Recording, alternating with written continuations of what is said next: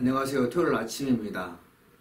벌써 한 주간이 마무리되는 토요일이 되었어요. 내일은 주일인데 이 빠른 세월 그 하나님의 말씀을 늘 묵상하며 영적인 전쟁터에서 승리하기를 간절히 소망합니다.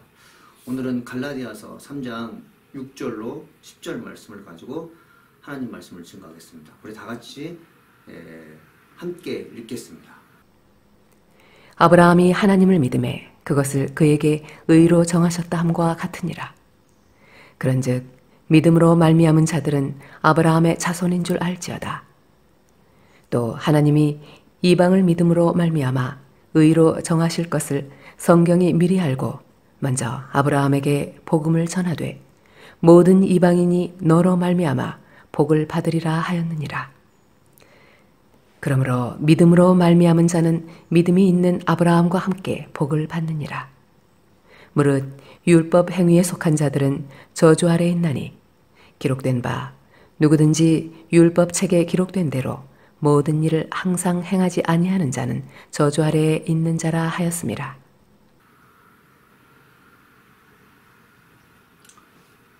우리 말씀을 듣기 전에 찬양 한 곡 듣고 말씀을 듣겠습니다.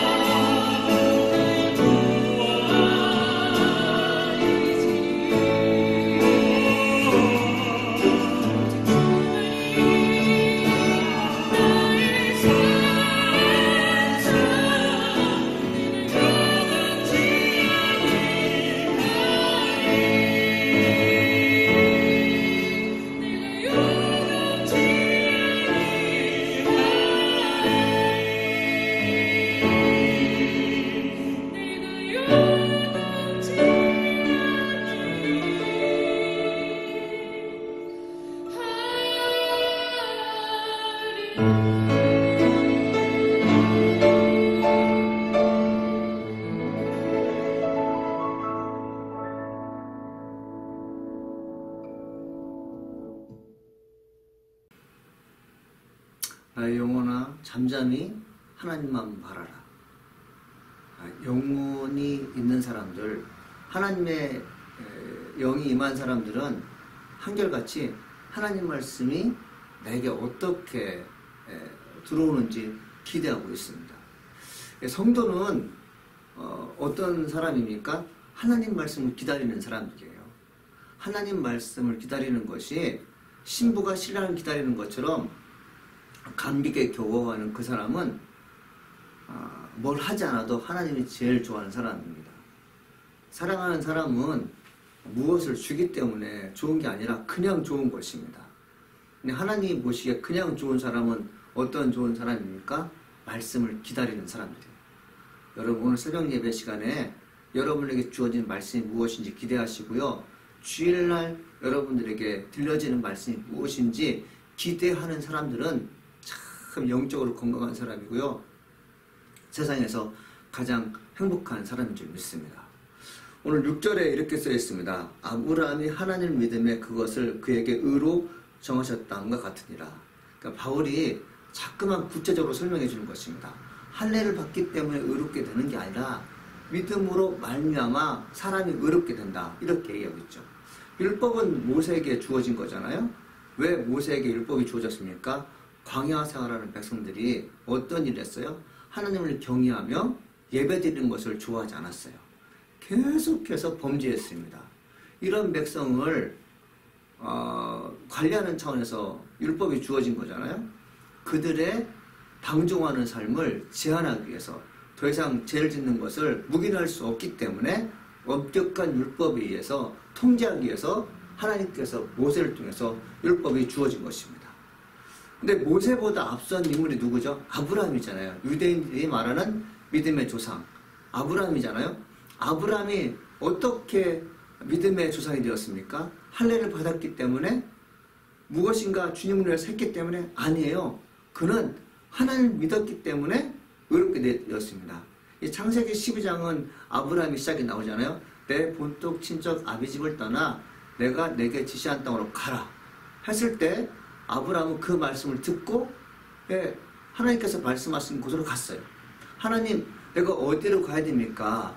그곳에 가면 무엇이 있습니까? 하나님 내가 그곳에 가면은 나에게 어떤 보상이 주어질 것입니까? 묻지 않고 하나님께서 말씀하심에 그냥 따랐다는 거죠.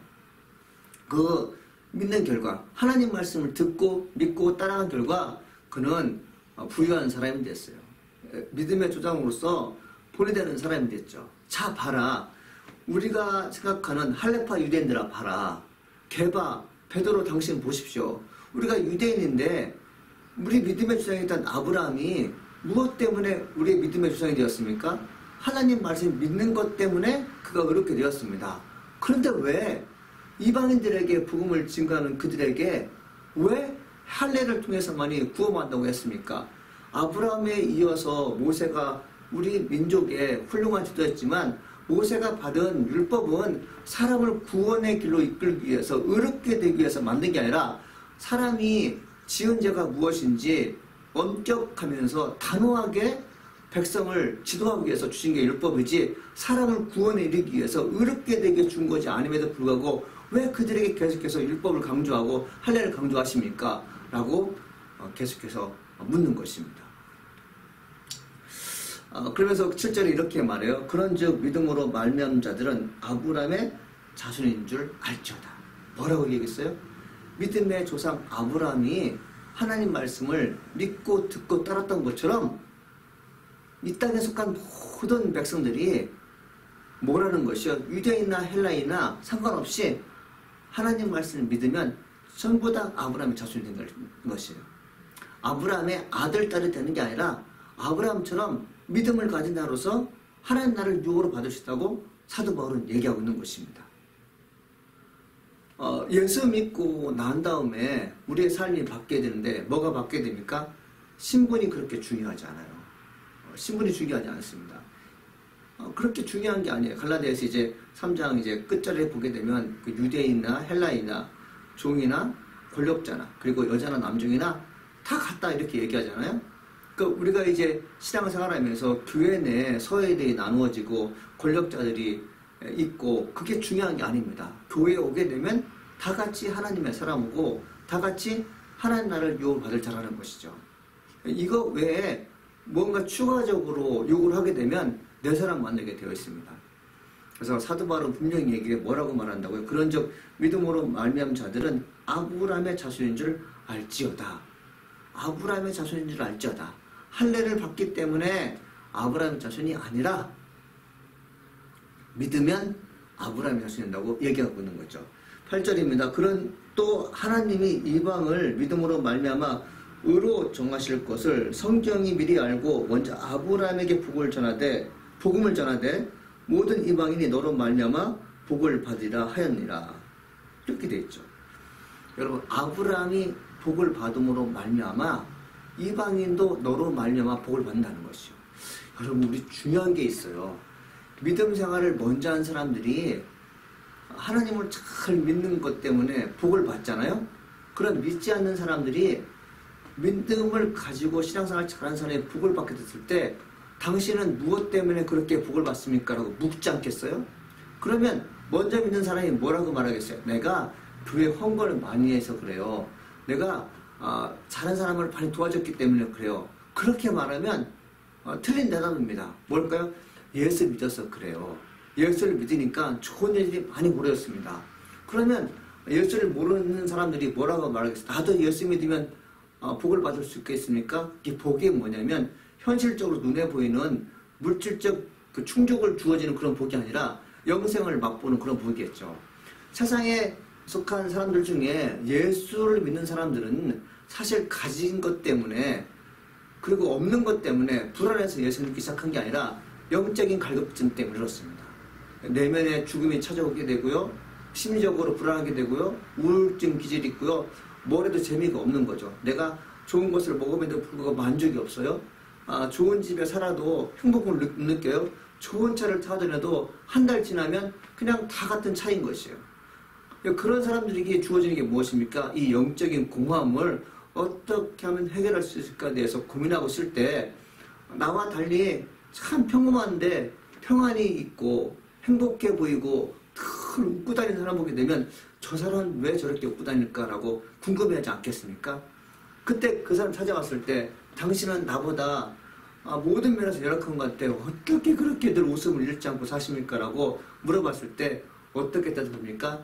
예수 믿기 때문에 그래요. 라는 거죠. 예수를 믿으니까요. 내가 바뀐 거예요. 네.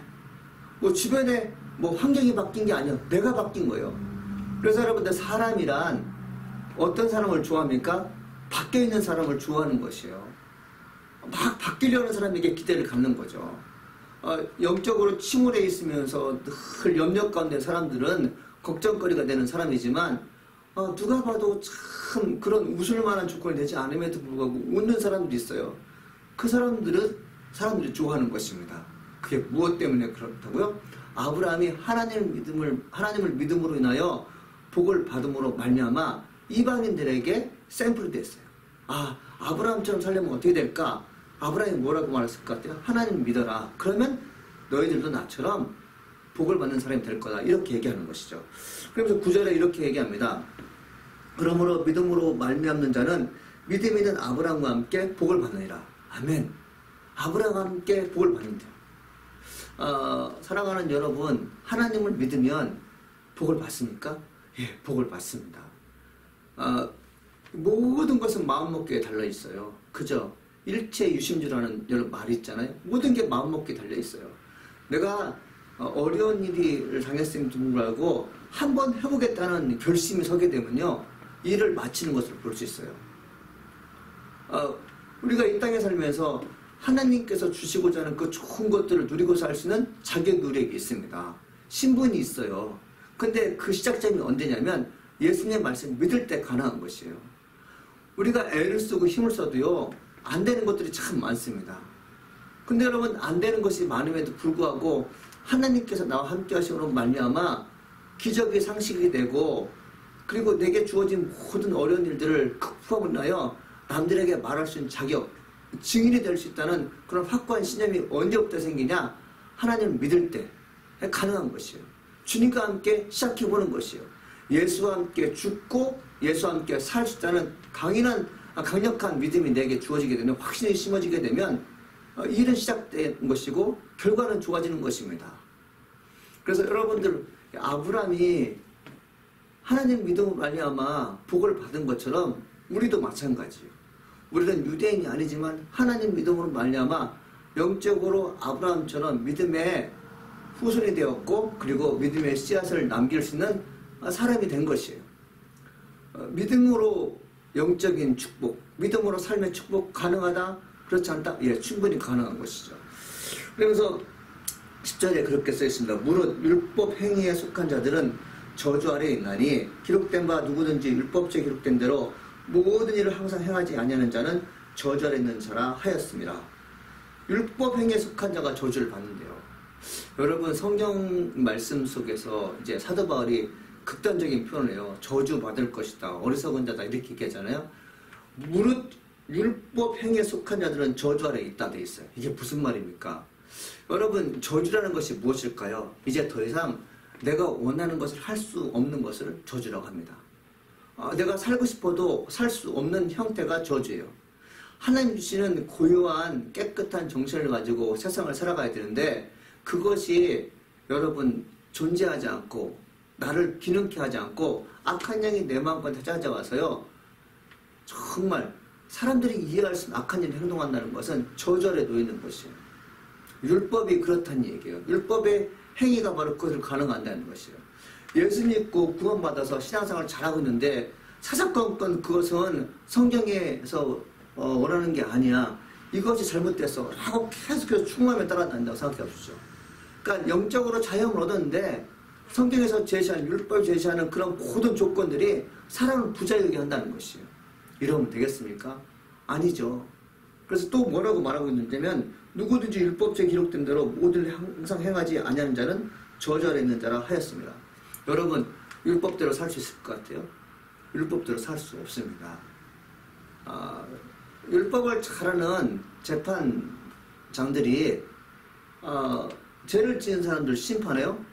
근데 여러분들, 재판하는 분들이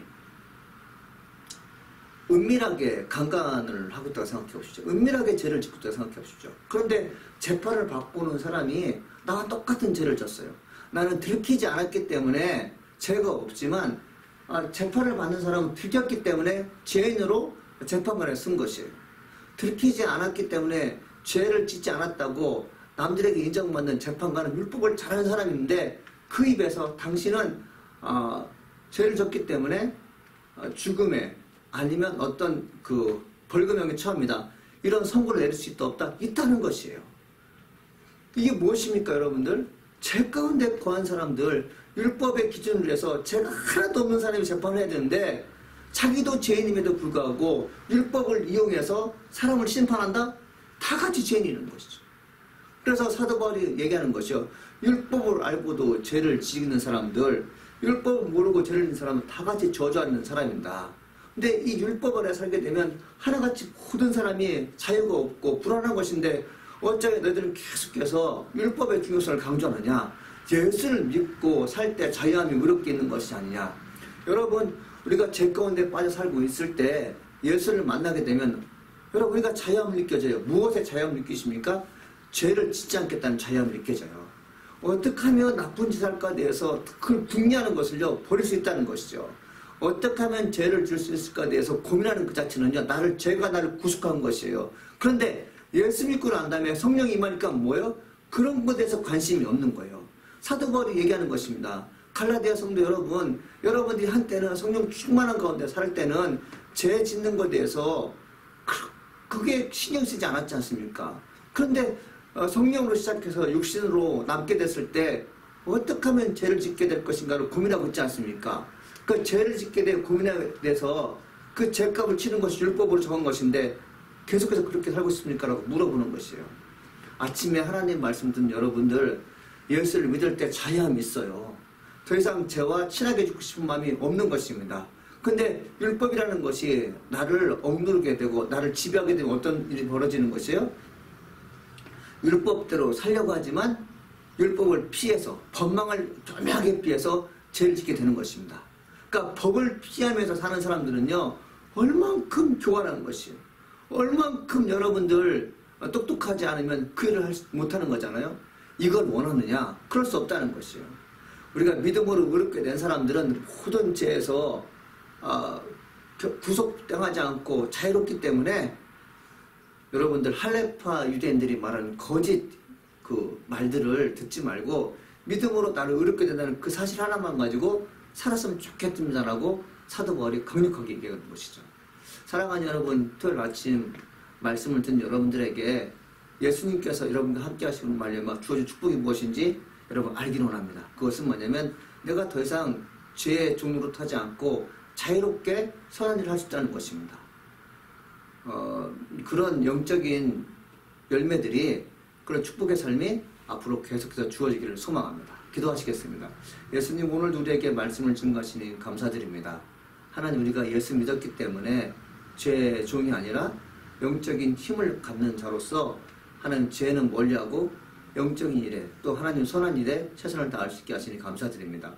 하나님, 모든 영광 주님께 돌릴 수 있는 존귀한 자가 되게 도와주시옵시고, 힘들고 어려울 때 나를 위해서 기도하시는 주님의 음성을 듣고 일을 시작할 수 있는 하나님의 사람들 될수록 도와주시옵소서. 감사합니다. 하나님, 예수님의 이름으로 기도합니다. 아멘. 하늘에 계신 우리 아버지여, 이름이 거룩히 여김을 받아옵시며 나라가 임하옵시며 뜻이 하늘에서 이루어진 것 같이 땅에서 이루어지리라. 오늘날 우리에게 일용할 양식을 주옵시고, 우리가 우리에게 죄 지은 자를 사해 준 것 같이 우리 죄를 사해 주옵시고, 우리를 시험에 들지 말게 하옵시며 다만 악에서 구하옵소서. 대개 나라와 권세와 영광이 아버지께 영원히 쌓옵나이다. 아멘.